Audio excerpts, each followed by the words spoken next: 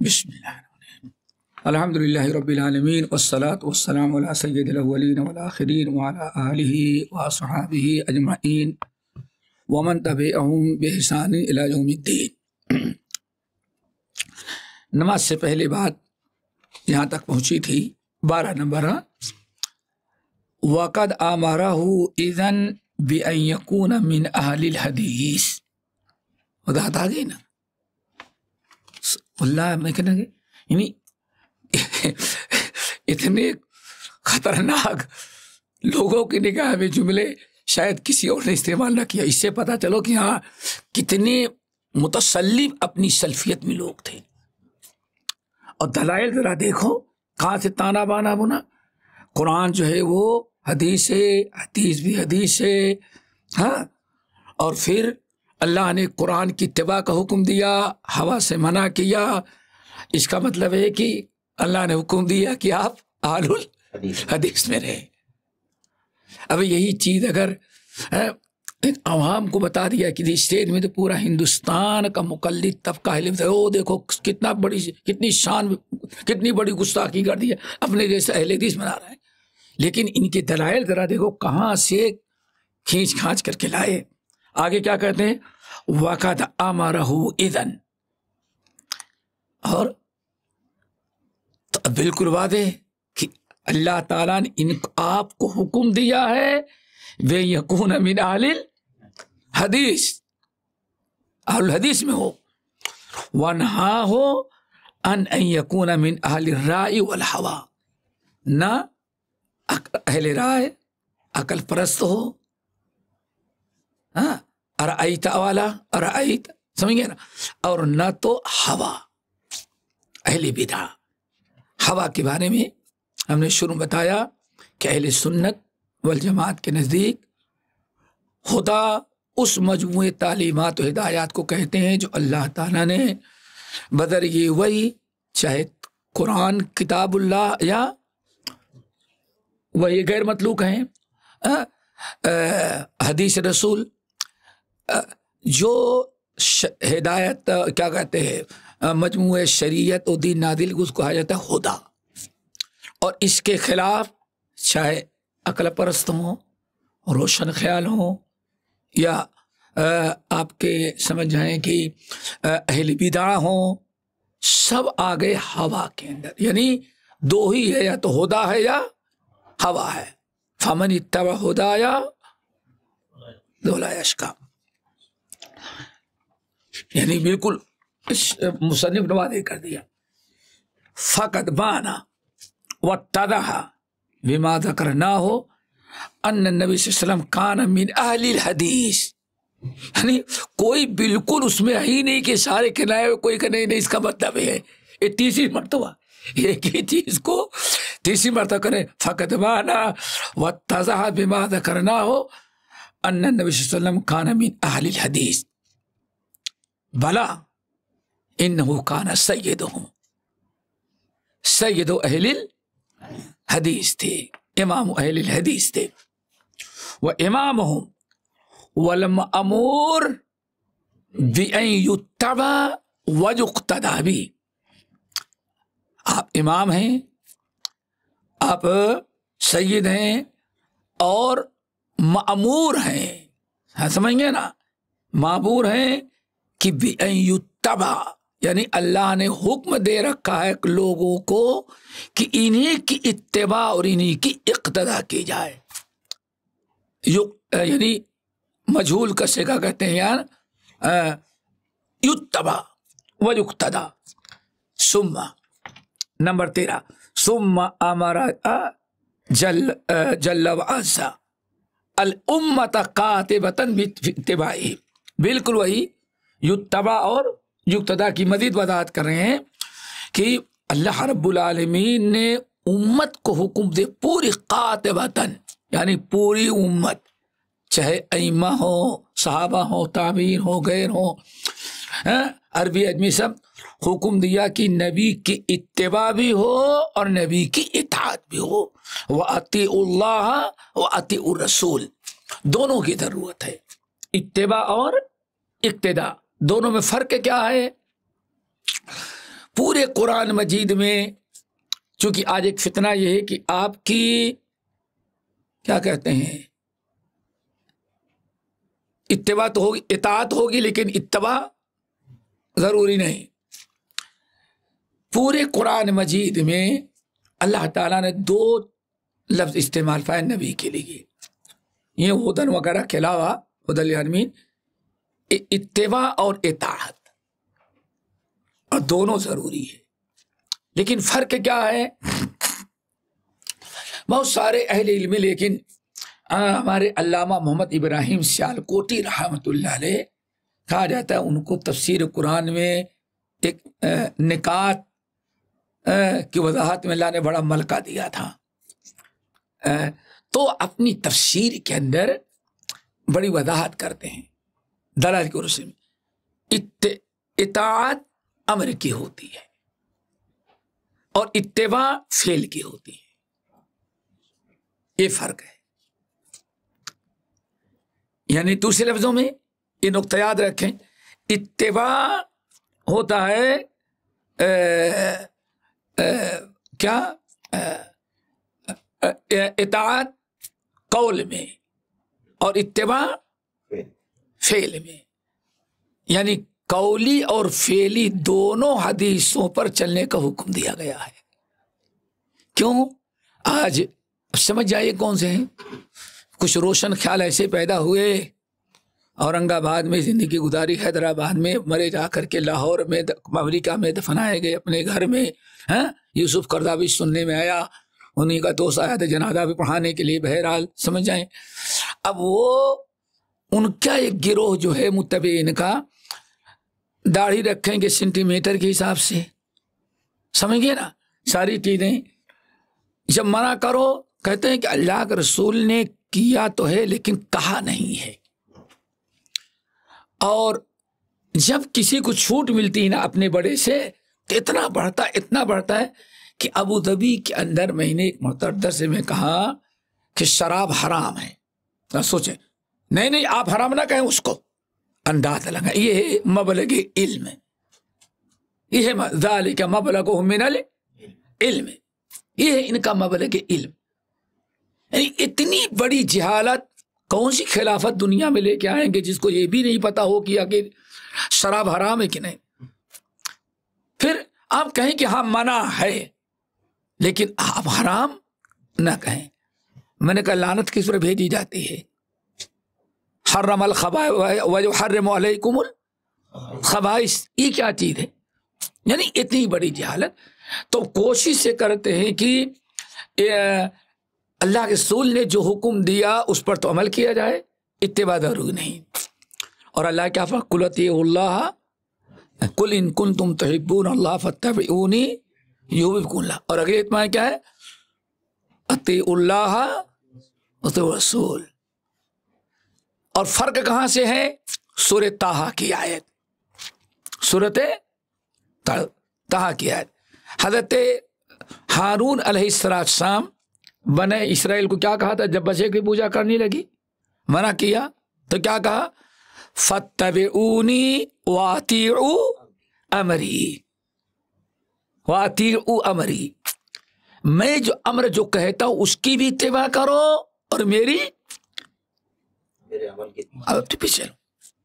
اور تقریباً یہی وہ چیز ہے صحیح مسلم کی حدیث میں کتاب الایمان کی جو حضرت عبداللہ بن مسعود رضی اللہ تعالیٰ عنہ سے مروی ہے۔ اللہ سبحانہ فرمایا ما من نبی ما بعث اللہ من نبی الا کان لہ اصحاب وحواریون، ہر نبی کے 2 قسم کے صحابی تھے، ایک اصحاب اور ایک حواری، یعنی ایک مخصوص اور کچھ عام۔ کانو یہتدون بہدیہ ویقتدون بامرہ، دیکھیں 2 چیزیں ہیں، نبی کی اتباع بھی ضروری ہے، یعنی قول میں بھی اور فعل میں بھی۔ تو یہاں کہتے ہیں ثم امر جل وعز، اللہ نے حکم دیا پوری امت کو بے اتباعی، کہ نبی کی اتباع کریں اور نبی کی اطاعت کریں، وَأَطِيعُوا اللَّهَ وَأَطِيعُوا الرَّسُولَ، وقال وَاتَّبِعُوهُ لَعَلَّكُمْ تَهْتَدُونَ۔ دوستو یہ بڑی اہم آیت ہے۔ کسی اور موقع پہ کہتے ہیں نبی صلی اللہ علیہ وسلم کی سنت کی 10 مراتب ہیں، سمجھ گئے، اطاعت کی۔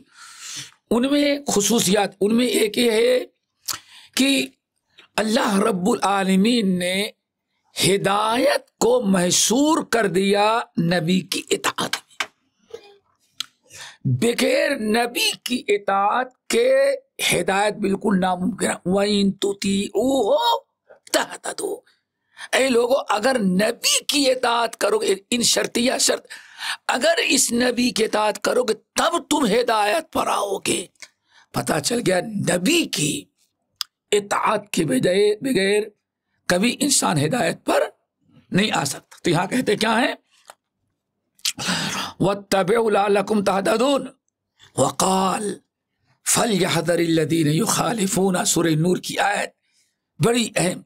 فَلْيَحْذَرِ الَّذِينَ يُخَالِفُونَ عَنْ أَمْرِهِ أَن تُصِيبَهُمْ فِتْنَةٌ أَوْ يُصِيبَهُمْ عَذَابٌ علیم۔ یہ سورہ نور کی آیت ہے۔ وہاں ایک چیز یاد رکھیں، امام ابو حامد ایسے نصوص پیش کرتے جاتے لیکن سب کے بعد آخر میں ایک جملے میں نتیجہ خاص کرتے ہیں۔ دیکھیں شروع میں سنو ہو گئے قرآن حدیث ہے اور آخر میں لے جا کر کہاں دھماکہ کیا۔ اس کا مطلب اللہ کے رسول کو برا کیا پہلے حدیث بنے۔ ایسے ہی نصوص نوٹ کرتے جاتے، نتیجہ آخر میں ایک جملے میں بیان کرتے ہیں۔ فَلْيَحْذَرِ الَّذِينَ يُخَالِفُونَ عَنْ أَمْرِهِ أَن تُصِيبَهُمْ فِتْنَةٌ أَوْ يُصِيبَهُمْ عَذَابٌ أَلِيمٌ۔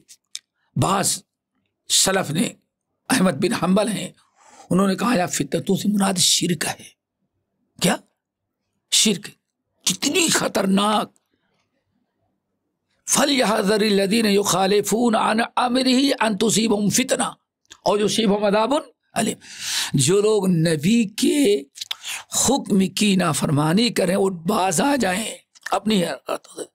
اگر اپنی حرکت سے باز نہ آئے تو کہیں ایسا نہ ہو اللہ تعالیٰ ان کو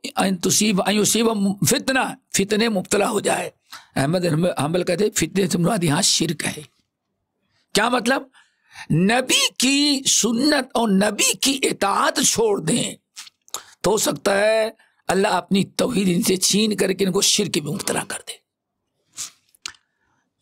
آگے وقال، اور فرمایا لَقَدْ كَانَ لَكُمْ فِي رَسُولِ اللَّهِ أُسْوَةٌ حَسَنَةٌ لِمَنْ كَانَ يَرْجُو اللَّهَ وَالْيَوْمَ الْآخِرَ وَذَكَرَ اللَّهَ كَثِيرًا۔ وَإِذًا أَمَرَ اللَّهُ أُمَّتَهُ بِاتِّبَاعِهِ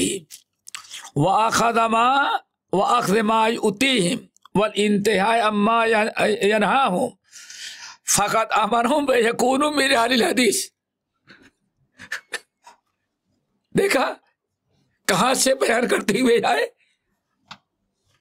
اللہ نے نبی کی اتباع کا حکم دیا، اطاعت کا حکم دیا، اور ساتھ میں بھی نافرمانی سے منع کیا، اور اسوہ حسنہ کو اپنانے کو حکم دیا، اور یہ بھی فرما آتاکم الرسول فخذوا وما نہاکم عنہ فانتہوا۔ ساری چیزیں دینے کے بعد سب کا خلاصہ کیا ہے؟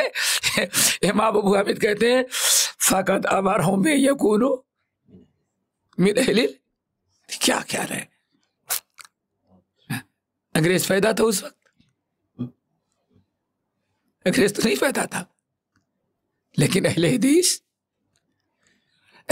موجود تھے، اہل حدیث دعوت دینے والے موجود تھے، اور اہل حدیث کی تبلیغ کرنے والے مجمع یکونوا اہل الحدیث ونہاہم ان یکونوا من اہل الہوى والرأی۔ اور اللہ نے لوگوں کو منع کیا کہ اہل الرائے اور اہل الہوى میں سے نہ ہو۔ اہل الرائے عقل پرستی، ہوا کلو بدعتی۔ امام کیا ملا علی قاری حنفی کچھ تھے تو وہی، لیکن کہ جب حدیث سے شغل رکھتا ہے تو کچھ نہ کچھ کیا کہتے ہیں ڈھیلا ہو ہی جاتا ہے۔ وہ تقلید کا جو کیا کہیں گے وہ ہے نا ادھر ڈھیلا ہو جاتا ہے۔ کتنا کریں گے؟ ڈھیلا ہو گیا بالکل آر پار نکل جائے گا اسلام سے، اطاعت سے۔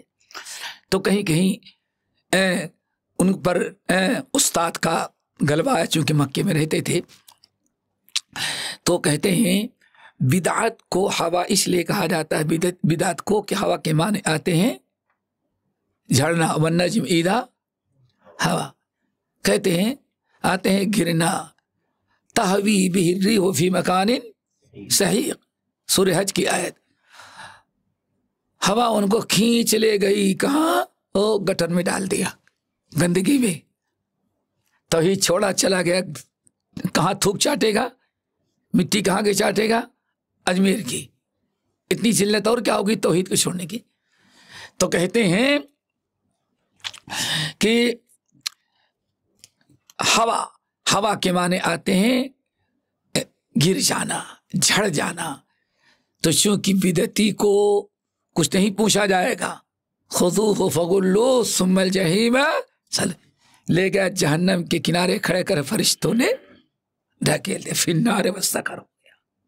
اس لیے وہ کل بدعت ضلالہ وکل ضلالۃ فی النار کہتا ہے۔ چلو، وَنَهَاهُمْ أَن يَكُونُوا، نہ تو نفس پرست، ہوا پرست بنے اور نہ تو بدعتی بنے۔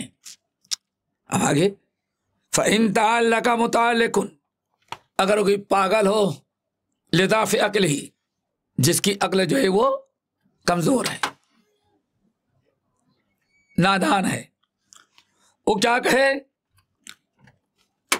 لا علم، جاہل ہے، وہ کہتا ہے نہیں، اللہ تعالیٰ نے تو رائے، اللہ تعالیٰ نے نبی کو حکم دیا کہ آپ اپنی رائے استعمال کریں، ہاں؟ تو ہم اہل رائے ہیں تو نبی کی اقتداء کریں، کیوں؟ اللہ نے کتاب میں نبی کو اہل رائے میں شامل کیا، یعنی یہ کہنا۔ یہ دیکھو جس زمانے میں یہ امام یہ کتاب رسالہ لکھ رہے تھے وہ سب سے بڑا زمانہ تھا اہل الرائے کے عروج کا۔ معتزلہ کا جب دور آیا، مامون الرشید سے پہلے کا دور، اور معتزلہ کچھ پیدا ہونے کے پہلے ہارون رشید کے زمانے سے اہل الرائے کو، خصوصاً امام ابو یوسف رحمۃ اللہ علیہ کو جب اس نے قاضی القضات بنا لیا اور بڑے چکر چلے، شافعی قاضیوں کو معزول کر دیا جائے، ابو حنیفہ رحمۃ اللہ علیہ کے جو شاگرد اس کو قاضی بنایا، بڑے ہنگامے ہوتے رہے، لیکن پاور ان کے پاس تھا، اس لیے دبا دبا کر کے سب ختم کرتے رہے۔ تو یہ سب جو حالات ہوتے تھے اس وقت اہل الرائے کا بڑا غلبہ تھا، تو اسی لیے یہ کہہ رہے ہیں، خاص طور اہل الرائے کا تذکرہ کر رہے ہیں، کہتے ہیں اگر کوئی فَإِن تَعَلَّقَ مُتَعَلِّقٌ، اگر کوئی نادان بیوقوف، عقل کا کمزور، ناسمجھ یہ کہے کہ نہیں، کیسے ہم کہہ سکتے ہیں رائے نہیں استعمال کرنا چاہیے؟ یقول اللہ تعالی انا انزلنا الیک الکتاب بالحق لتحکم بین الناس بما، اللہ جو آپ کو رائے عقل سے رائے تھی اس رائے کو ہو سکتا ہے کوئی زمانے میں رہا ہو، ایسے رہا ہوگا اس زمانے میں جو کبھی کبھار الفاظ سے غلط معنی مفہوم لیتے رہتے ہیں، آج بہت سارے لوگ ہوتے ہیں۔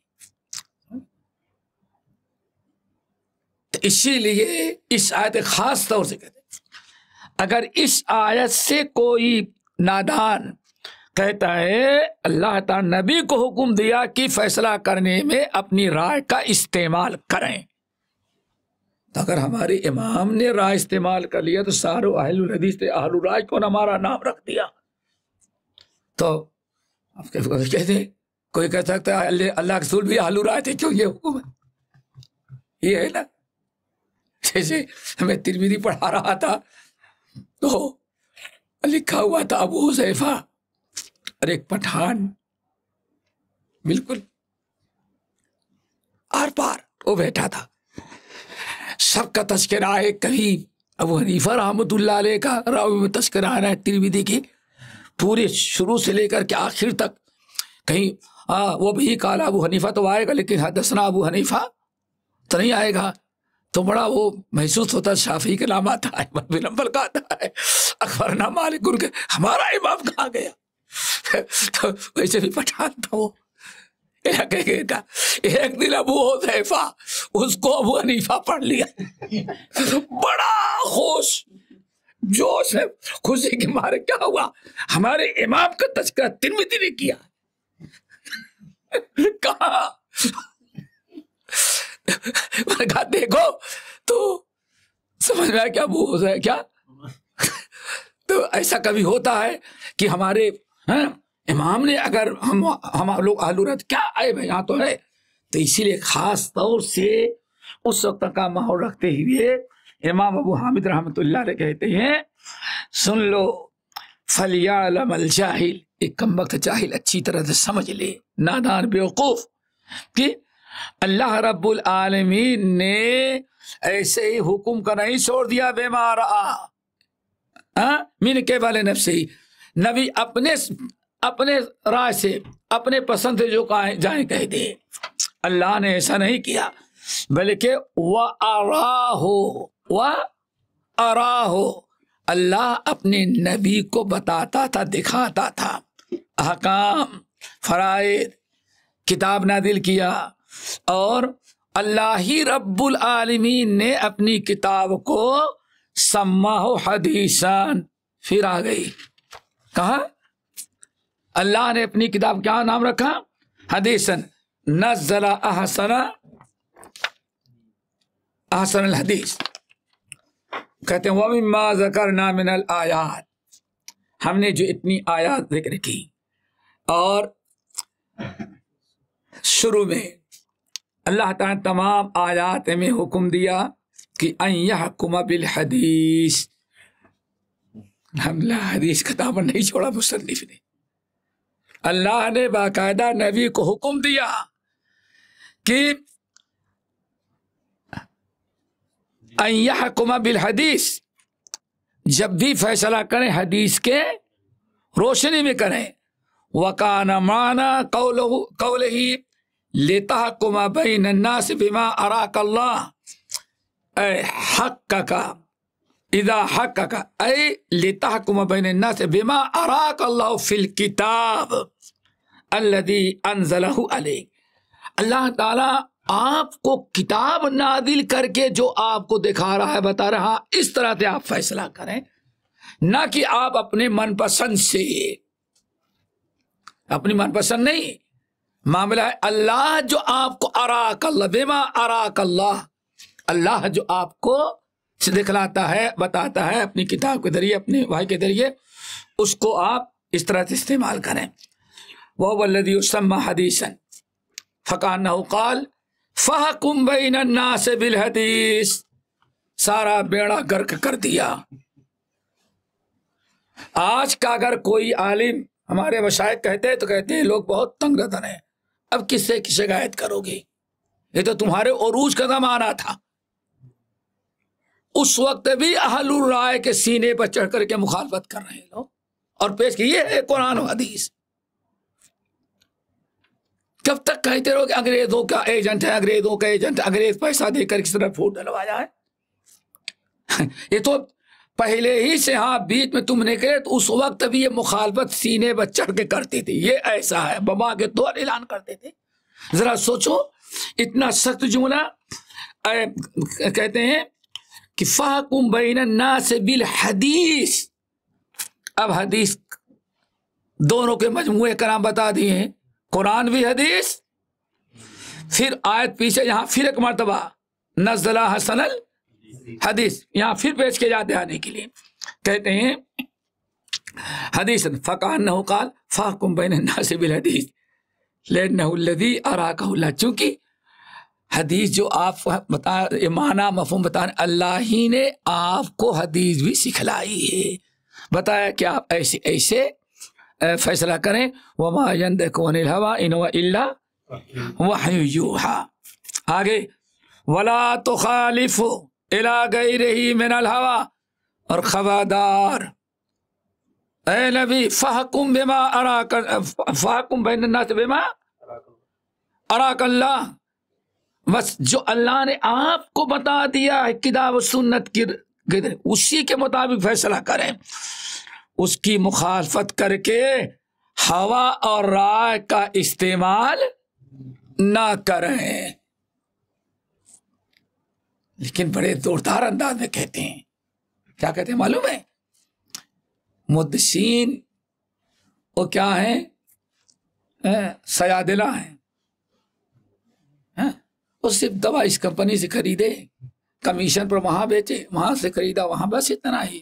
اور کیا ہے محدثین؟ اور اپنا محدث کتنا ہے بڑا، مر جانے کے بعد بھی عالم رہتا ہے۔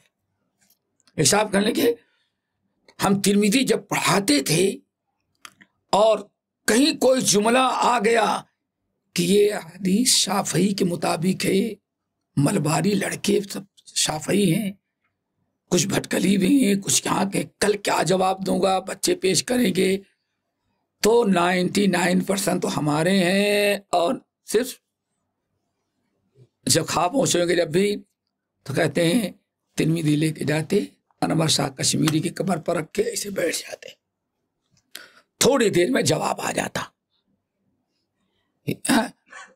کھلا شرک، جیسے بھی وہ ایک کراچی میں بیٹھا ہوا ہے، پتہ نہیں آج کل وہ شیخ الاسلام کہتے ہیں لوگ، جو چند سال پہلے کہا کہ ہم بخارا گئے تھے تو امام بخاری سے اجازت لے کے آئے ہیں۔ کیسے لے کے آئے؟ بخاری قبر میں تھے اور میں جا کے بخاری پڑھا تو اجازت مل گئی، ڈائریکٹ ہے، بغیر کسی ہمارے اور اللہ امام بخاری کے درمیان کوئی واسطہ نہیں، اب سند عالی حاصل ہو گئی اس کو۔ طاہر القادری ایک ڈھونڈتے ہزار ملتے ہیں، اس سے آگے تو ہے وہ کراچی والا جو، چلو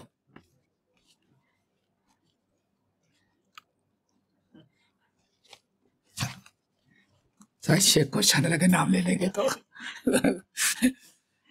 شفیع تقی الدین تقی عثمانی وہ لے کے آیا ہے نا بخاری کی اجازت قبر سے۔ اسی لیے کہتے ہیں کہ یعنی روحانی فیض مرنے کے بعد بھی ان سے جاری رہتا ہے، حاصل ہوتا رہتا ہے، سمجھ گئے نا؟ اور حیرت کی بات ہے، ایاک نعبد و ایاک نستعین کی تفسیر میں بھی لکھ دیا ہے، لکھ دیا، سمجھ گئے نا؟ ڈاکٹر اشار احمد کی ساری زندگی گزرے ایاک نعبد و ایاک نستعین، بھائی مانگو اللہ سے، لیکن اللہ دے گا نہیں دے گا تو داتا سے دلوائے گا، خالق سے دلوائے گا، انتظار کرو دلوائے گا دوسرے ہی سے، یعنی یہ سب شرکیہ عقیدے سے بھرمار تھی لوگوں میں۔ تو یہ اللہ اکبر کتنی پیاری بات کہتے ہیں کہ کہاں پہنچے تھے؟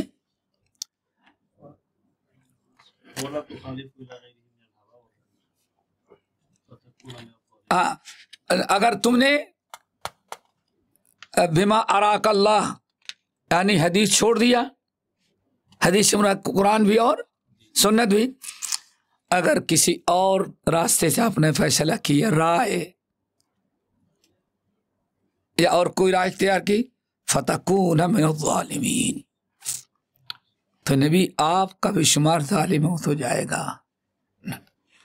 کہا جاتا ہے نبی کبھی ایسی بات نہیں کر سکتے تھے، کبھی نہیں۔ اس قسم کی آیات جو آئی ہیں وہ امت کے لیے آئی ہے کہ امت کو چاہیے کہ کبھی ایسی حرکت نہ کریں، لیکن اشرکت لیحبطن، نبی کبھی شرک نہیں کر سکتا، لیکن لوگوں کو ڈرانے کے لیے کہ اتنے محبوب مقرب بندے بھی اگر شرک کرے تو اللہ معاف نہیں کرے گا، یہ اعلیٰ درجے سے کا حوالہ دے کے ادنا درجے کے لوگوں کو ڈرایا جاتا ہے۔ چلیں آگے، نمبر 15 فَإِن تَعَلَّقَ أَهْلُ كُلِّ فِرْقَةٍ بِمَا ذَكَرْنَاهُ وَزَعَمَ كُلُّ وَاحِدٍ مِّنْهُمْ أَنَّهُ الْمُتَمَسِّكُ بِكِتَابِ اللَّهِ وَسُنَّةِ رَسُولِهِ صلی اللہ علیہ وسلم وَأَنَّهُ هُوَ الْمُسْتَحِقُّ النَّجَاةَ لِتَمَسُّكِهِ بِهِمَا، اگر کوئی کم عقل یہ فرقہ اگر کوئی کہے بھائی ہر فرقہ والا یہی کہتا ہے کہ ہم ہی ناجی فرقہ ہیں، ہم کو تو وہاں بھی کہہ دیا گیا، ان کو گلابی وہاں بھی کہہ دیا گیا، اب صرف خواجہ کی درگاہوں پر چادر چڑھا کر کے اور سب کچھ لے گئے، سمجھ گئے نا؟ تو ہر آدمی سوچتا ہے، لیکن کیا کسی کے سوچنے سے کچھ ہو سکتا ہے؟ مصنف رحمۃ اللہ کہتے ہیں اگر ایسا کوئی کہتا ہے تو فَإِن تَعَلَّقَ أَهْلُ كُلِّ فِرْقَةٍ بِمَا ذَكَرْنَاهُ وَزَعَمَ كُلُّ وَاحِدٍ مِّنْهُمْ أَنَّهُ الْمُتَمَسِّكُ بِكِتَابِ اللَّهِ وَسُنَّةِ رَسُولِهِ وَأَنَّهُ هُوَ الْمُسْتَحِقُّ النَّجَاةَ لِتَمَسُّكِهِ بِهِمَا قِيلَ، تو اس کو جواب دیتے ہیں ہم، کائن من کان، کوئی بھی ہو، چھوٹا بڑا امیر غریب سب، کیا تمہیں اس بات پر الیس قد تحققت وتیقنت انک لو لم تکن متمسکا بہما لم تستحق النجاة؟ اس سے ہم پوچھیں گے اچھا تمہیں اس بات پر یقین ہے کہ قرآن حدیث کو جس شخص نے مضبوطی سے پکڑا، عمل کیا، اس کو نجات ملے گی؟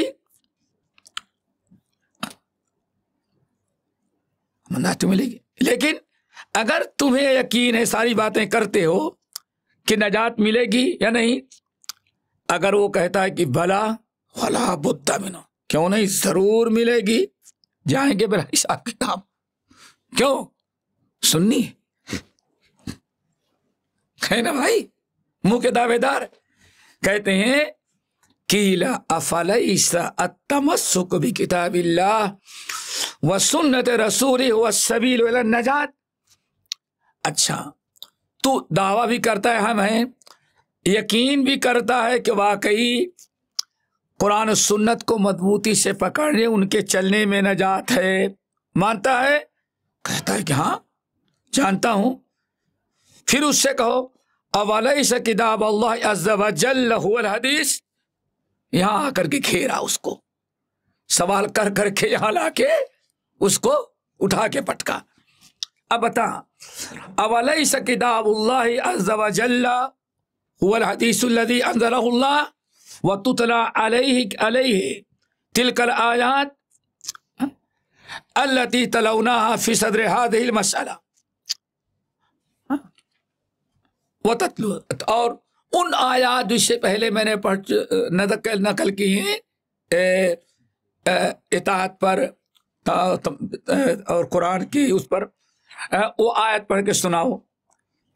اگر وہ کہتا ہے کہ ہاں یہ آیات بالکل درست ہیں، سب کچھ صحیح ہیں، تو قیل، اس سے کہو اولیس سنت رسول صلی اللہ علیہ وسلم هو الحدیث، تو کیا نبی کی سنت ہی حدیث نہیں ہے؟ فَإِذَا قَالَ بَلَا، کیوں نہیں، وہی عمل ہے، تو اسے کہو افلیس التمسک بہا هو الکون من اہلہا، اچھا جو کتاب و سنت کو مضبوطی سے پکڑے گا تو کیا وہی اہل الحدیث نہیں ہوگا؟ اہلوا یعنی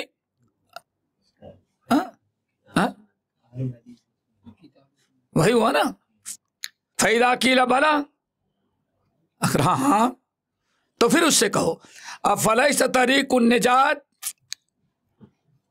اذن هو الکون، تو کیا یہ وعدے نہیں ہو گیا کہ اہل الحدیث ہی فرقے ناجیہ ہے، باقی سارے فرقے جو ہیں جہنمی ہیں؟ کہاں سے لا کر کے، یعنی کہ تو کتنے دور اندیش تھے اور کتنا سوچ سوچ کر کے انہوں نے کتاب لکھی کہ سامنے والے کو کیسے گھیرنا ہے۔ پھر قیلا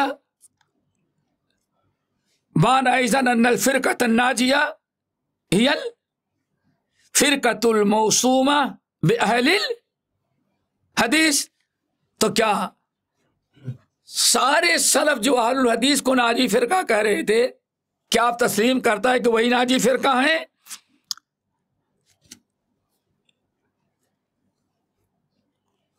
یہی تھا نا، وَأَنَّ مَنْ خَالَفَهَا اور جو اس کی مخالفت کرے یہ الحالکہ وہ ہلاک ہونے والا ہے.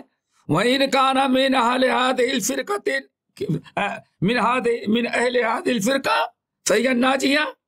اگر گرچہ کس سے ہو؟ اس فرقے ناجیہ سے ہو. اگر وہ کہتا ہے تو کیا بہتر یہ نہیں کہ سب چھوڑ کر کے تو بھی اہل حدیث ہو جا؟ جب اتنا تو سب مانتا ہے اسی میں نجات ہے، اسی میں اتباع ہے، اور وہ اچھے لوگ ہیں جو کتاب و سنت پر عمل کرتے ہیں، تو فَكُنْ مِنْهَا تَنْجُو بِرَحْمَتِ اللَّهِ، نجات پایا جائے گا، اللہ تعالیٰ پر رحم کرے گا. اور آگے ان اسامی فرق الدیانات وخاصتاً فرق الاسلامیہ مشتقۃ من افعالها و اختیارها. کہتے ہیں نمبر 10 ہے نا 16. اور اچھی طرح سے یاد رکھو جتنے فرقے دنیا میں ہیں ہر ایک فرقہ جو اس کا نام پڑا ہے اس کے افعال اس کے کردار کی وجہ سے. اس کو سمجھ لیں کیوں بسا اوقات لوگ غصے میں کہتے ہیں اہل حدیث نہیں بلکہ اہل خبیث ہیں. اہل خبیث زنا کرتا ہے، چوری کرتا ہے، سود کھاتا ہے، کس لیے خبیث ہو گیا؟ یہ حدیث کی بھی توہین. تو گھیر کر کے لائے کہنے دیں. اب اس سے پوچھو کہ ہر فرقہ جو بھی دنیا کے اندر گزرا ہے یا موجود ہے وہ فرقہ اپنے نام سے زیادہ اپنے عمل سے پہچانا جاتا ہے. کیا خیال ہے؟ ایک کتنا بھی ہو، ابھی آپ کے یہاں الیکشن ہوا مثال کے طور پر، بہت اچھا مسلم لیڈر ہے ماشاءاللہ، بہت اچھا ہے، بہت اچھا ہے، بہت اچھا، کیا پوچھنا، بہت بڑا کام کر دیا مسلمانوں کے لیے. اور الیکشن کی باری ووٹ میں جائے وہاں ہم قرآن کو بھی مانتے ہیں، اس کو بھی مانتے ہیں، فرصت ملتی تو مسجد میں جاتے ہیں اور کبھی کبھار مندر میں بھی جاتے ہیں. دیکھیں آدمی اپنے عمل سے پہچان لیا گیا کہ ہاں ایک ایسا مسلمان ہے. ہر فرقہ دنیا میں پہچانا جاتا اپنے کردار اور گفتار کے ذریعے. پھر اس کی مثال ان شیعہ، شیعہ کیسے پہچانا جائے گا؟ کیسے پہچانا جاتا ہے؟ اللہ پر ایمان، رسول پر ایمان، قرآن پر ایمان، مرنے کے بعد اس پر ایمان، نبی کی رسالت پر ایمان. اب اس کی ساری گمراہی اس کے کردار سے اور گفتار سمجھ میں آتی ہے. وہ کیسے؟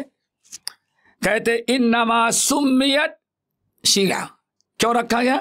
لأنہم شیعوا علیٰ الی منازلہ من نأواہ وقاتلہ. چل کے شیعہ نے علی بن گیا اپنے کردار سے. پھر والخوارج ایگزٹ. خوارج کا مطلب پہچانا گیا، یہ ہم تو ڈوبے ہیں سرب. یہ خوارج اپنے کردار سے پہچانے جاتے ہیں. انہوں نے کیا کیا؟ انما سموا بہ لخروجہم علی علی بن طالب. مسئلہ تحکیم میں حضرت علی کے خلاف بغاوت کیا، خروج کیا، اور خروج کرتے کرتے جو ان کی بات میں بات نہ ملا اس کو کافر قرار دیا. نتیجہ جو نکلا آخر معلوم ہے. والمعتزلہ، اور معتزلہ انما سمیت معتزلہ لاعتدال مجلس الحسن. لڑائی ہو رہی تھی دو گروہ میں. ایک کہتا گناہ کبیرہ کرنے والا اسلام سے خارج، دوسرا کہتا گناہ کبیرہ کرنے والا کچھ نہیں، اس میں کیا فرق پڑتا ہے. ایمان ایسی جامد چیز ہے، 100 دینا کرو، 2000 قتل کرو، ایمان میں کوئی کمی بیشی کوئی گھٹاؤ نہیں، ایمان نہیں خراب ہوتا۔ زبردست لڑائی تھی دونوں کی۔ حسن بصری رضی اللہ رحمت اللہ علیہ کے مجلس میں کسی نے پوچھا کہ بتائیں اس کے بارے میں کیا خیال ہے، تو حضرت علی تو حضرت حسن سے پہلے اس نے کہا، بول پڑا کہ نہ کافر ہے نہ مسلمان، کیا ہے، بس اس کے درمیان ایک اور منزل ہے، لا الہ الا اللہ ولا الہ الا اللہ۔ کفر سے نکل گیا، ایمان سے نکل گیا، لیکن کفر میں داخل نہیں، منزلۃ بین المنزلین۔ حضرت علی حسن بصری سے پہلے وہ فتویٰ دینے لگا اور جا کر کے دور مجلس سے دور بیٹھ گیا، کہا قد اعتزل عنا، یہ ہم سے علیحدگی اختیار کر لیا۔ دیکھیں اس کا نام پڑ گیا۔ اسی طرح سے آپ دیکھیں جہمیہ فرقہ پڑا، جہم بن صفوان اس کی رائے اس نے پسند کیا اسماء و صفات کے بارے میں، وہ جہمیہ ہو گیا۔ دیکھیں اپنے کردار سے پہچانا گیا، نام رکھا گیا۔ قدریہ سوسن نامی عیسائی کرسچن، پہلے مسلمان بنا پھر مرتد ہوا، اور پھر اس نے تقدیر کا انکار کرنا شروع کیا، تو اس کے بعد شاگرد جو تھے سنی مسلمان انہوں نے اس کے عقیدہ کو قبول کیا اور انکار تقدیر کا سلسلہ شروع ہو گیا۔ ان الامر انف، بات ہو گئی، اس کو قدریہ کہا گیا، یعنی انکار قدریہ۔ ثم كذلك اہل الرائے، اہل الرائے جب انہوں نے نصوص کے مقابلے میں عقل استعمال کرنا شروع کیا، رائے، اور اتنی رائے استعمال کیا، اتنی رائے، اتنا گھسے اس کے اندر کہ اب رائے کا نام بدل گیا ہے تھوڑا سا۔ آج کیا ہے مطلب لاجک،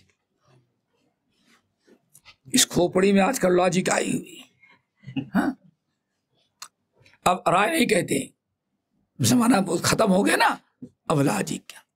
ابھی اسی شہر کے کچھ شباب ملے، کہنے لگے کہ جب حضرت کو اسٹیج پر آنا رہتا تو ہم سے کہتے کہ اس ٹاپک پر تمام حدیث اکٹھا کرو، کہا ہم 50 حدیث اکٹھا کر کے دیتے، تو نہیں یہ حدیث ہٹاؤ، یہ حدیث ہٹاؤ، یہ حدیث ہٹاؤ، کیوں؟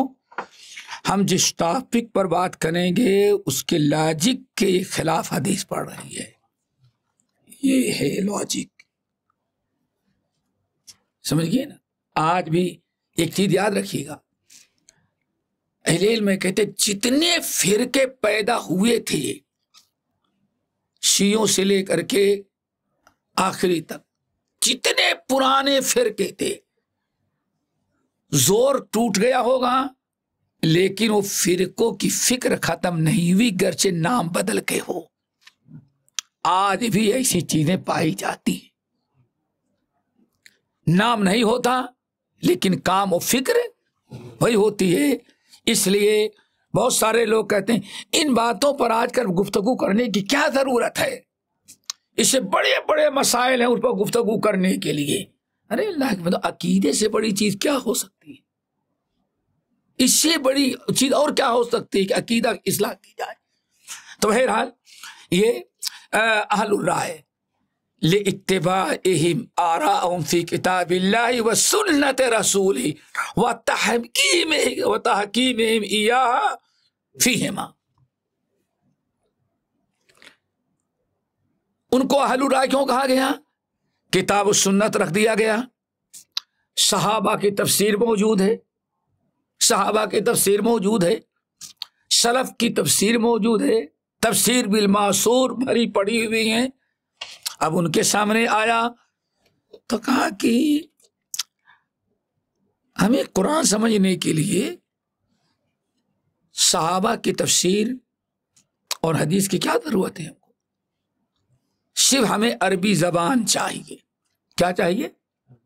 بس بلسان عربی، ہر ایک کھلے ہوئے عرب والا کا دیا سرنل قرآن. قرآن کو بڑا آسان کیا.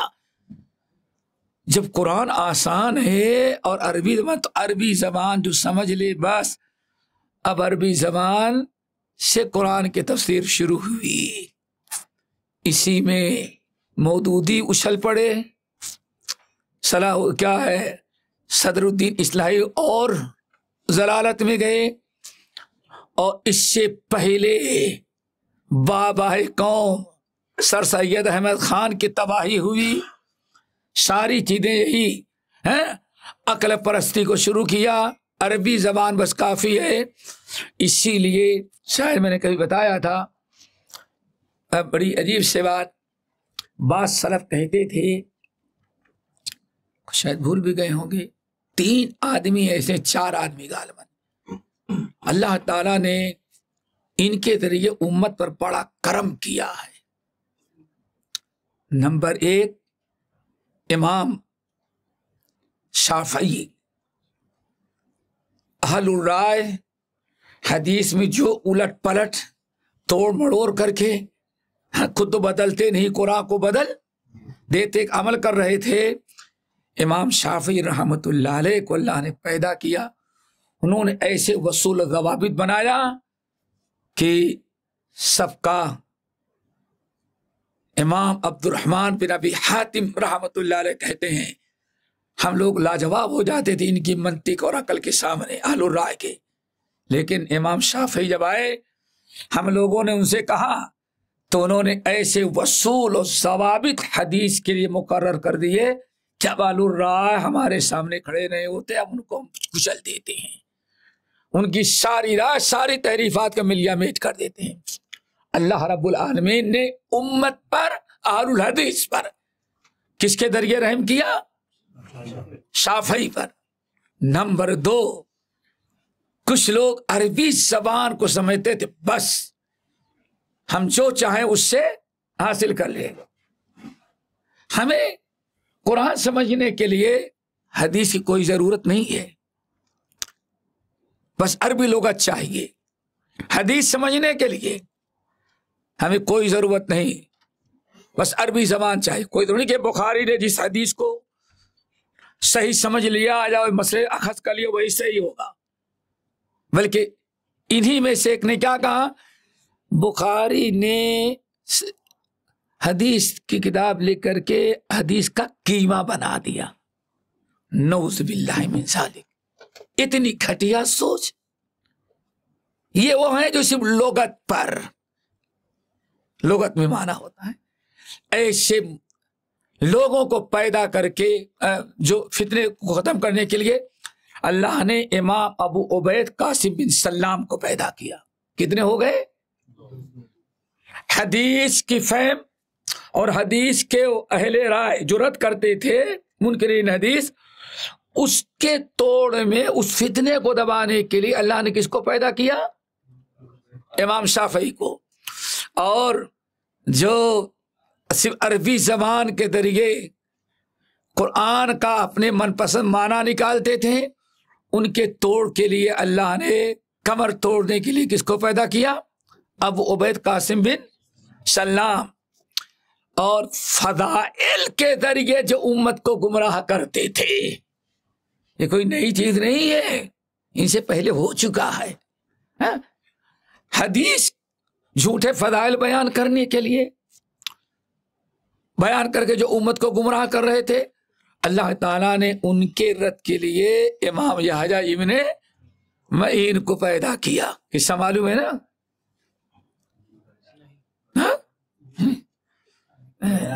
ہاں ماشاء اللہ. کیسے سارا بیڑا کر دیا. پھر ایک اور رہ گئی تھی خلق قرآن کا مسئلہ، منہج میں انحراف. اس فتنے کو قیامت تک کے لیے دفنانے کے لیے اللہ نے احمد بن حنبل کو پیدا کیا. کہتے ہیں 4 علماء ہیں، امام شافعی، امام ابو عبید قاسم بن سلام، امام یحییٰ ابن معین، امام احمد بن حنبل. ان 4 کو پیدا کر کے اللہ نے امت مسلمہ پر بڑا احسان کیا ہے. تو ابو عبید، یہاں بات چل رہی تھی کہ دیکھیں معتزلہ، جہمیہ، قدریہ، وکذالک اہل الرائے لاتباعہم آراءہم فی کتاب اللہ اور سنت رسول وتحکیمہم ایہا فیہما. کتاب و سنت کے کو سمجھنے میں اپنی رائے کا دخل دیتے تھے اور توڑ مڑوڑ کر کے خود تو بدلتے نہیں، قرآن کو بدل دینے کا کردار ادا کرتے تھے. دیکھیں ان کو اہل الرائے سے پہچانا گیا. رافضہ جنہوں نے رب سے کیا، ابو بکر عمر کی بادشاہت کا رب سے کیا، جو غالی قسم کے شیعوں میں 2 ہیں. ایک تو ہیں کہ تفضیل کے قائل ہیں، نہیں ابو بکر عمر سب مسلمان ہیں، لیکن اور حکومت بھی تسلیم کرتے ہیں، صحیح ہے، لیکن ہے کہ انبیاء کے بعد سب سے افضل کون ہے؟ علی. ایسے بہت سارے لوگ تھے. اور ایک ہے روافضہ جنہوں نے رفض کیا، ابو بکر ہو، عثمان کی خلافت کو، یہ سب ان کو کہا جاتا ہے رافضی. اللہ اکبر. ثم كذلك الکرامیہ، محمد بن کرم.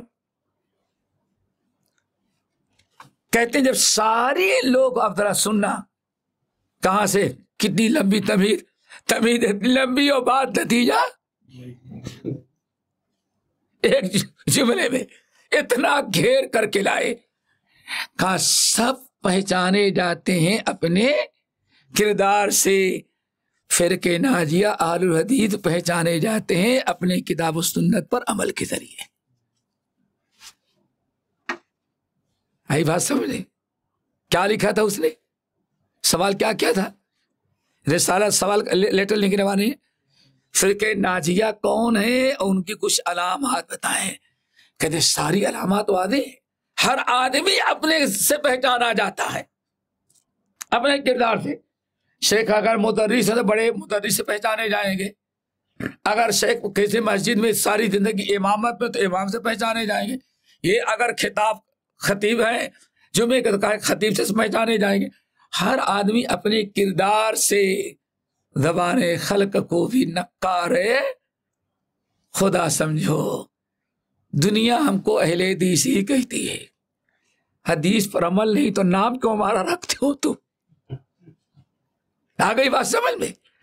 کہاں سے امام ابو حامد گھیر کر کے لائے تبھی اتنی بڑی اور نتیجہ کہتے ہیں. چلو فَإِذَا كَانَتِ الْأَسَامِي، جب سب کے نام کس سے نکالے گئے ہیں؟ اس کے کردار ہے. فَكَذَلِكَ إِنَّمَا نُبِذَ أَهْلُ الْحَدِيثِ بِهَذَا الْاسْمِ. تو اسی لیے جنہوں نے اپنا اوڑھنا بچھونا ساری زندگی حدیث، اسی کو پڑھنا، اسی کو پڑھانا، اسی کی طرف دعوت دینا، اسی پر عمل کرنا، تو زبان دنیا نے ان کو بھی کیا کہا؟ اہل الحدیث. جیسے ہر آدمی پہچانا جاتا ہے. چلیں میرے خیال کہ ترجمہ کا ضرورت نہیں ہے. نمبر 17 آگے کیا ہے؟ ایک اور بڑی چیز خلاصہ بتا دیتے ہیں، شاید کہ کچھ سمٹ جائے. یہ 4-5 صفحات تقریباً ایک ہی بات ہے. بتا دیں خلاصہ، میرے خیال پورا پڑھے مشکل آ جائے گی. کیا ہے؟ ہر بلد، ہر جگہ اپنے خاص خوبیوں تو پہچانا جاتا ہے. نہیں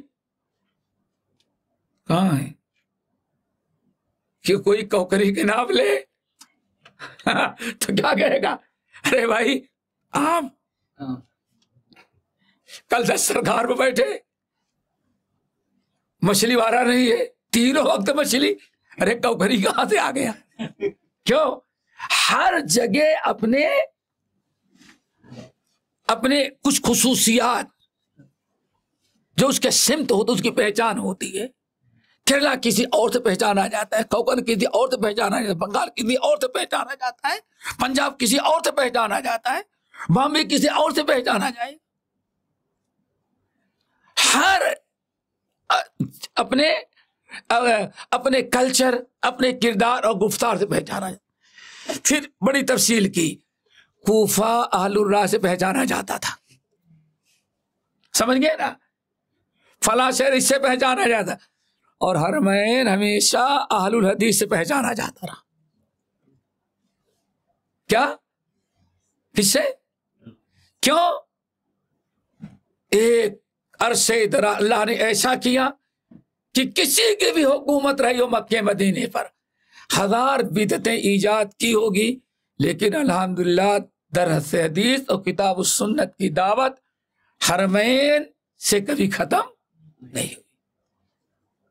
اگر ختم ہوتی تو جب ادھر عثمانیہ اور ادھر مغل حکومت, اکبر نے بھی قسم کھا رکھی تھی کہ ہم دنیا سے, ہندوستان سے اہل حدیثوں کو ختم کر دیں گے, چن چن کر کے مارتا تھا. حنفیوں کو کھلی اجازت دے دی تھی, سمجھ گئے نا, کوئی اہل حدیث زندہ نہ چھوڑا جائے.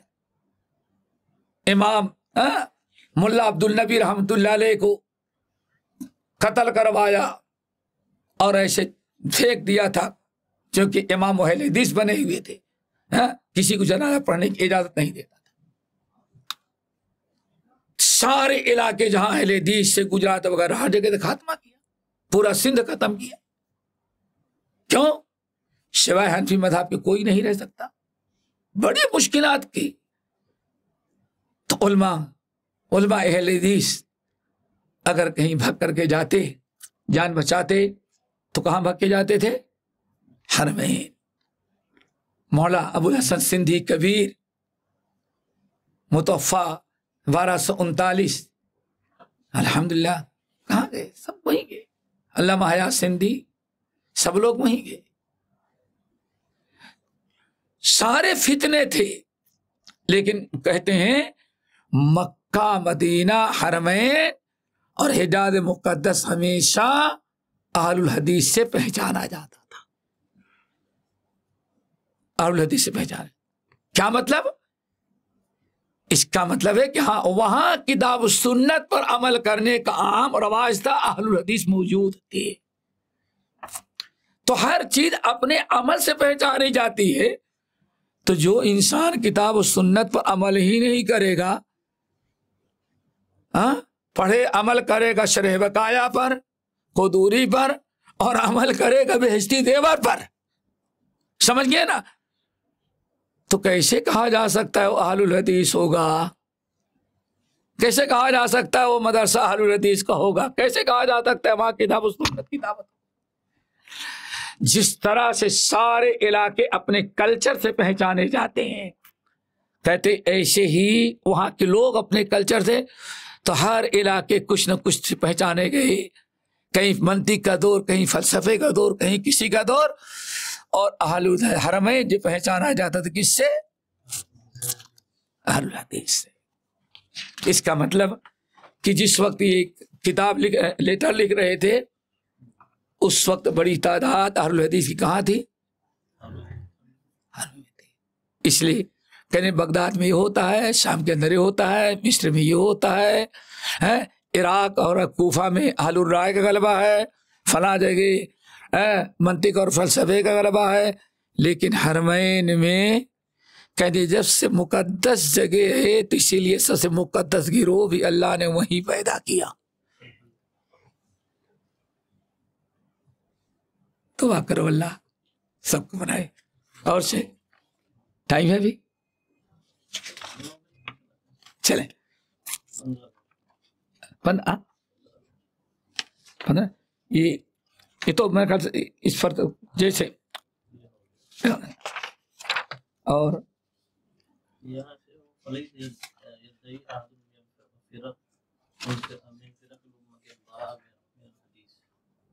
کتنا صفحہ ہے, نمبر کتنا ہے آپ کے یہاں؟ نہیں ہوگا, 18 پر؟ اچھا ٹھیک ہے.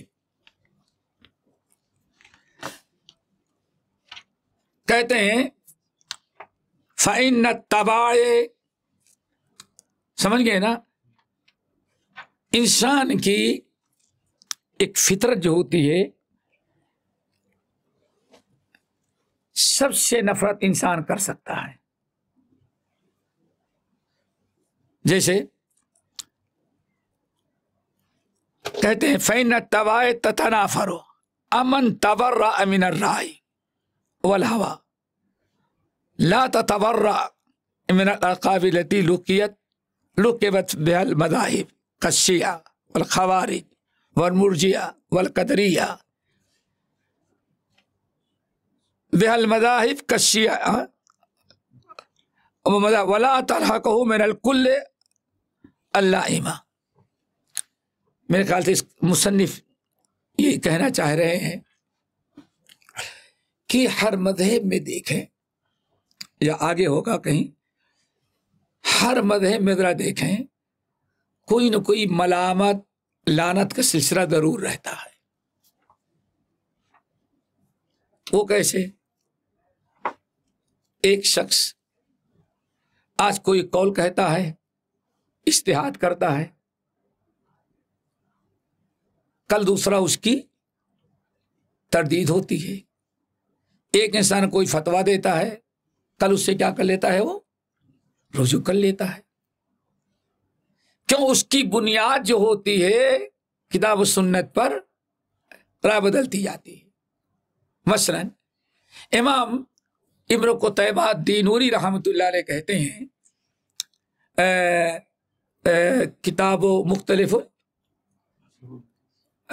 طویل الحدیث، مختلف حدیث ہے نا، وہ مختابل مختلف، ابن قتیبہ دینوری بڑی پیاری بات کہتے ہیں. کہتے ہیں ایک شخص ایک عرصے دراز تک بیٹھا رہتا تھا. ابو حنیفہ رحمۃ اللہ علیہ، بڑی اچھی بات لگی، بڑا اچھا قول تھا، بڑا علم، خوب لکھا، ہزاروں مسئلے لے کر کے چلا گیا، اور خوب اپنے یہاں جا کر کے ماشاءاللہ دعوت دی، تبلیغ کیا. اور ایک عرصے تک جب سارا میٹیریل ختم ہو گیا ایک عرصے کے بعد، تب سوچتا ہے پھر استاد کے پاس جائیں. امام صاحب کے پاس آیا، اور آنے کے بعد اس نے کہا حضرت جتنا سیکھ گئے سب لوگوں کو پڑھا دیا، اتنا لے کے گیا تھا، اب آئے ہیں دوبارہ سیکھیں گے لے جا کر، اب اور آگے سبق پڑھائیں گے. امام صاحب نے کہا ہم نے تمام اقوال سے رجوع کر لیا ہے. کیا کر لیا؟ رجوع کر لیا، ہم نے رجوع کر لیا ہے. اب سر پیٹتا ہے، آپ نے تو رجوع کر لیا، لیکن ہم نے جو لوگوں کو بتا دیا، ہم کہاں جائیں ڈھونڈ کر کے ہم رجوع کرنے کے لیے. دیکھیں علامہ انور شاہ کشمیری، ان کے شاگرد مفتی پاکستان کے مفتی اعظم کیا شفیع صاحب کہتے ہیں بڑا زبردست جلسہ تھا، بہت زبردست جلسہ تھا الحمدللہ. کہتے ہیں مولانا ہمارے استاد بھی تقریر کی، رات کو خدمت کے لیے گیا تو دیکھا بستر پہ بیٹھے، چارپائی سے نیچے اترے، اکڑے بیٹھے اور رو رہے ہیں، دروازہ بند اور حضرت رو رہے ہیں، بڑے پریشان ہیں. میں نے کہا حضرت کیوں رو رہے ہیں، کیا بات ہے؟ آپ نے اتنی خدمات انجام دی، اتنی خدمات انجام دی، قادیانیوں کے خلاف کتاب لکھی، یہ کہ بہت خوش رہا، کہا کہ ساری زندگی میں نے برباد کر دی. ارے استاد آپ اپنی زندگی برباد کر دی؟ روتے ہیں، کہتے ہیں ہم نے زندگی برباد کر دی.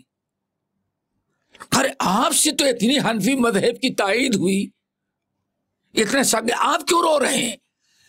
کہا کہ زندگی برباد کر دی. رونا اس بات پر آ رہا ہے، اس بات پر آ رہا ہے کہ ساری زندگی ایک ہی کام آج تک کیا، حنفی مذہب کی تائید کرنے میں جتنا زور ہو سکتا تھا میں نے سارا زور لگا دیا،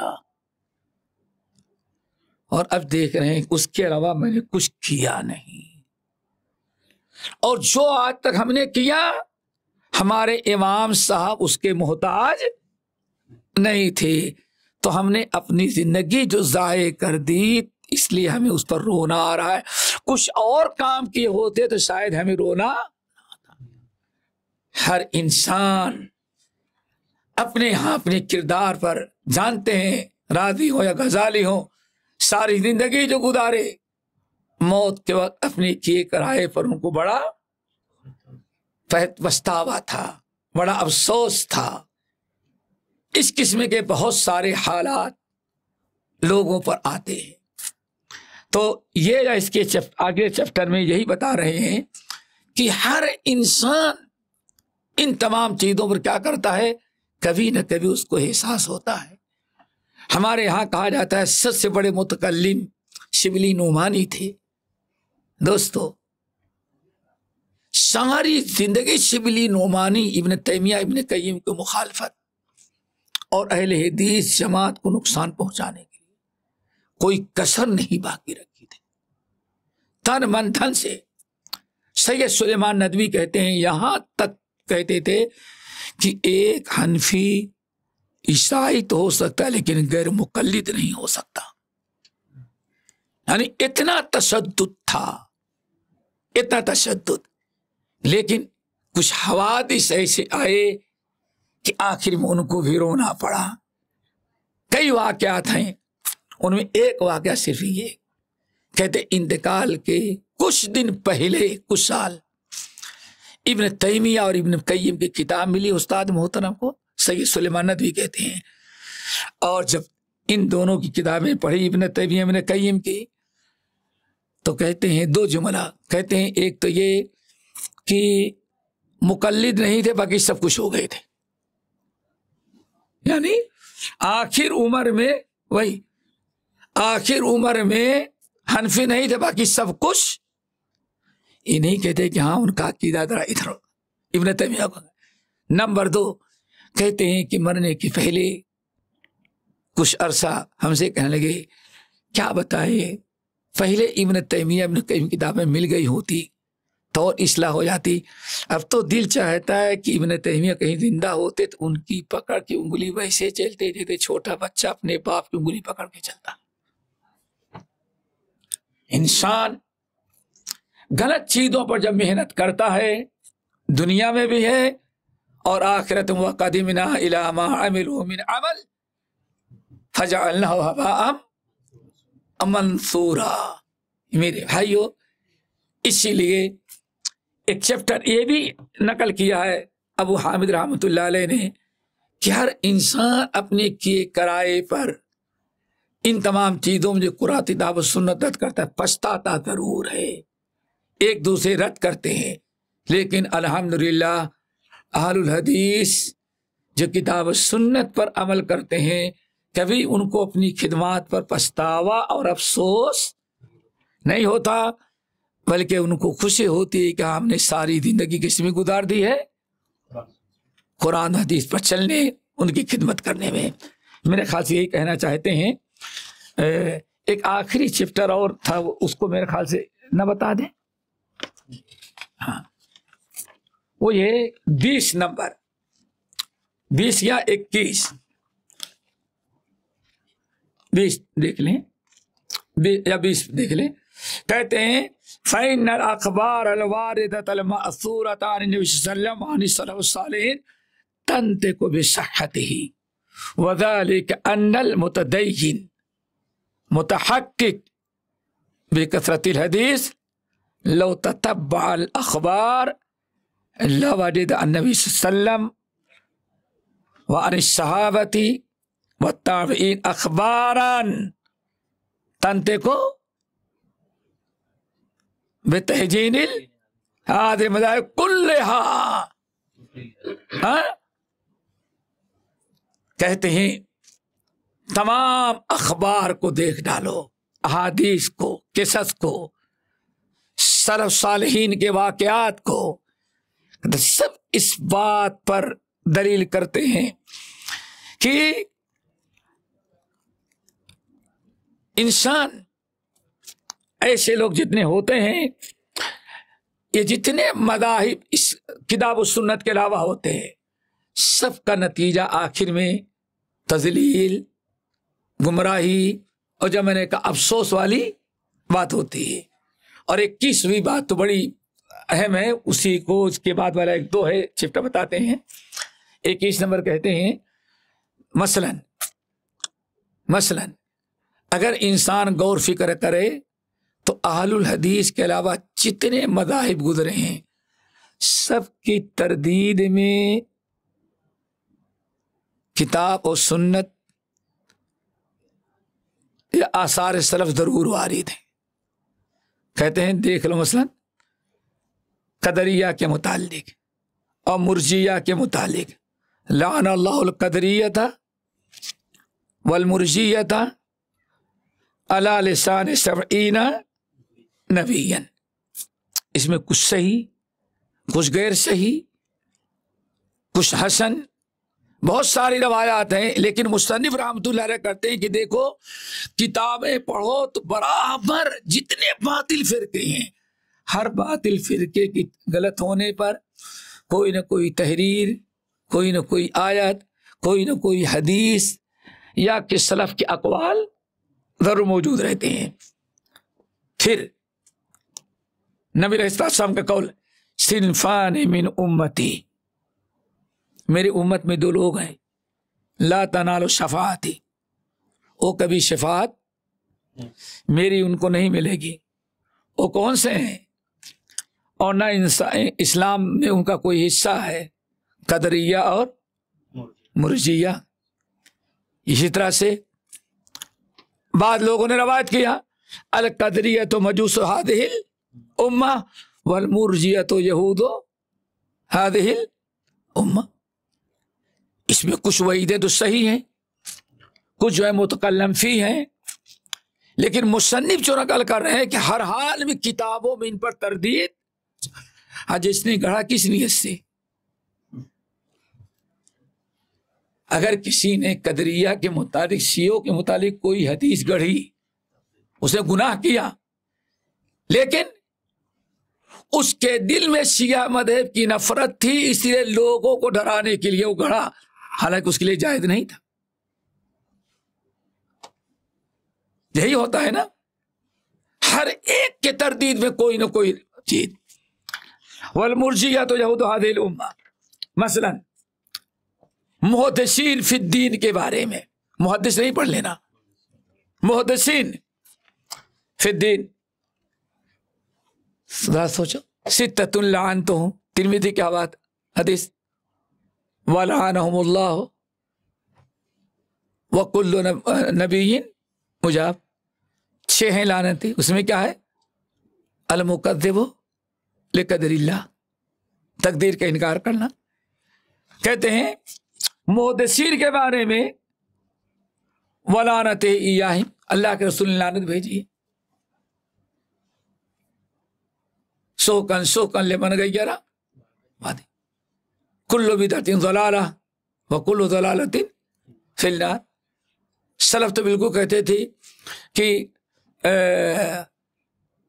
سورۃ طٰہٰ کی آیت اور سورۃ اعراف کی کہ سامری جس نے بدعت ایجاد کی بچڑا پوجنے کی، وَكَذَلِكَ نَجْزِي الْمُفْتَرِينَ، اللہ نے اس پر عذاب اور لعنت بیان کرنے کے بعد فرمایا وَكَذَلِكَ نَجْزِي الْمُفْتَرِينَ، اسی طرح سے اہل بدعت پر ہم دیکھیں ہر ایک فرقے پر، مثلا خوارج ان کے متعلق بہت ساری چیزیں ہیں، جیسے مثلا کہا گیا جو لوگ کہتے ہیں الایمان باللسان، بولے نا وغیرہ ذالک، یہ ساری چیزیں کہتے ہیں ذرا دیکھو، لیکن الحمدللہ اہل حدیثوں سے نفرت کرنے میں کوئی روایت پیش نہیں کر سکتا۔ کیا خیال ہے؟ وہاں بھی کہیں گے،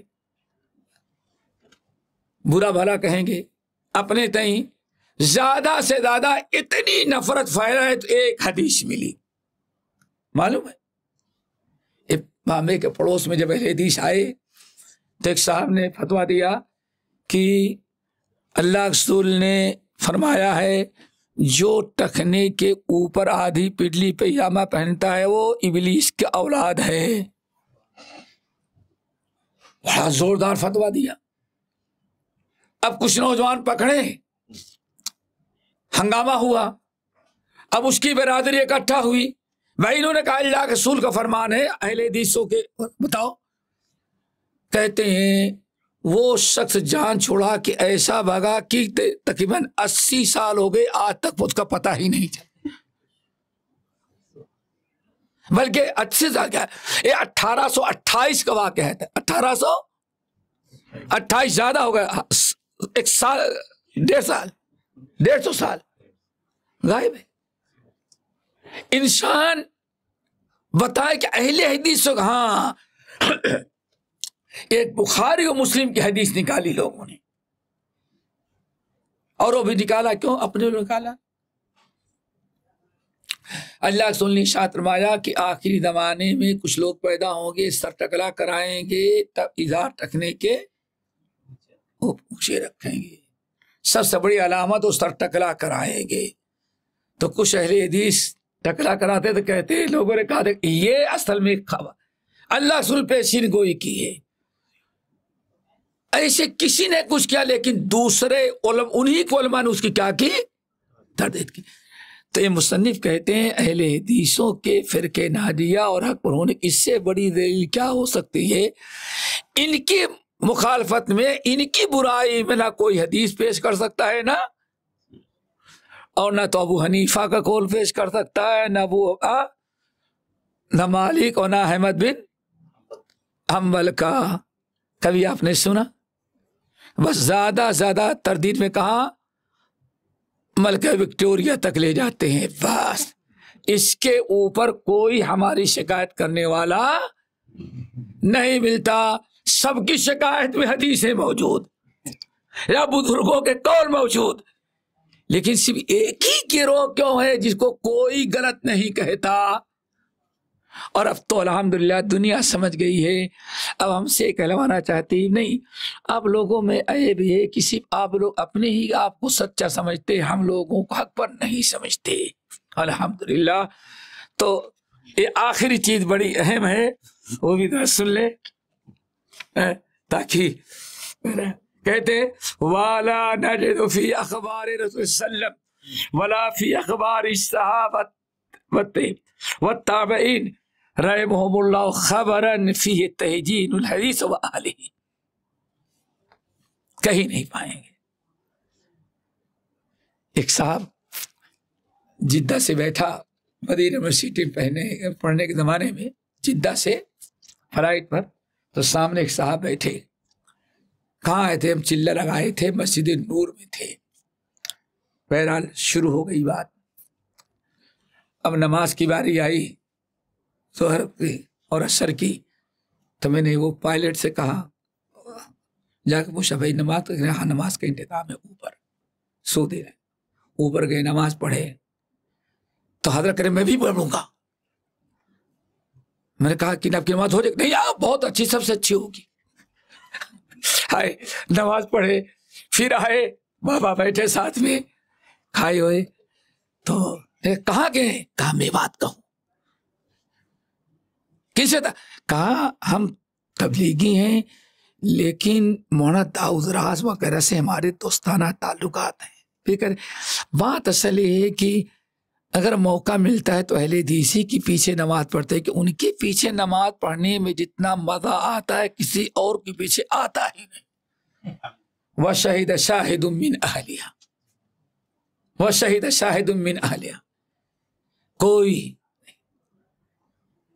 نہ کوئی آیت نہ کوئی حدیث, اس طرح سے کسی کو کوئی شکایت ہو تو الگ سے چیز ہے, لیکن مسلکی اعتبار سے کوئی الحمدللہ آج تک نہ کسی صحابی کا, نہ کوئی تابعین کا, نہ کسی امام کا, نہ کسی مجتہد کا کوئی قول نہیں. اگر کوئی ملتا ہے تو بالکل کہتے نہایت سخت قسم کا جو متشدد ہوگا اس سے بھی کہے گا بھائی سب کچھ اچھا ہے لیکن غیر مقلد ہے، یعنی ہمارے فرقے چاروں اماموں میں سے کسی امام کی تقلید نہیں کرتا۔ اس کے علاوہ الحمدللہ منہج کے اعتبار سے سب اتنا کہہ سکتا ہے بھائی ہیں تو، لیکن جیسے حیدرآباد میں ایک مولوی صاحب آئے تو کہنے گے نہیں ہم بھی سچے ہیں، اہل حدیث تو ہی ہیں، ہم اہل حدیث فرسٹ گیئر ہیں اور حنفی جو ہے تھرڈ گیئر ہیں۔ میں نے کہا کیا مطلب؟ ابھی ہے یوسف قرضاوی کے نائب ہے، سمجھ گئے نا؟ ہاں جانتے ہیں آپ لوگ، بہار کے ہیں، سمجھ گئے نا؟ کہتے ہیں کیا ہے؟ نہیں اہل حدیث تو فرسٹ گیئر ہیں۔ کیا مطلب؟ پہلا نمبر پر گاڑی اوپر اٹھانا ہو، اگر پاور پیدا کرنا ہو تو پہلا گیئر، تو کیا مطلب؟ دین کا پہلا گیئر اہل حدیثوں میں ہے اور ہم لوگ ہیں تھرڈ گیئر۔ واللہ میرے سامنے کہ تو اللہ رب العالمین کے کرم، مصنف رحمۃ اللہ علیہ کہتے ہیں ہر ایک کے متعلق صنف کے اعتراضات ملیں گے، لیکن اہل الحدیث ایک ایسا گروہ ہے فقہ ناجیہ کہ کوئی مانے نہ مانے لیکن کچھ نہ کچھ دل سے تسلیم ضرور کرتا ہے۔